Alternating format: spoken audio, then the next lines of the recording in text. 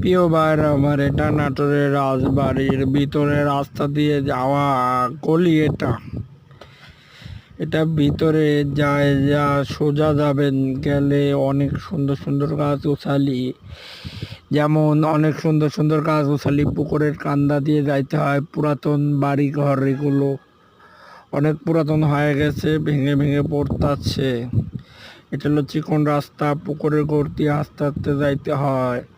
হাতের বাম পাশে এখানে মানুষ বসবাস করে, ডান পাশে এই জায়গাটায় মানুষ বসবাস করে রাজবাড়ির ভিতরে।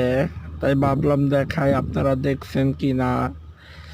ভিতরে বসবাস করে, পুকুরের পাশ দিয়ে চলে গেল রাস্তা, অনেক সুন্দর রাস্তা, নারকেল গাছ ডাব গাছ সবই আছে।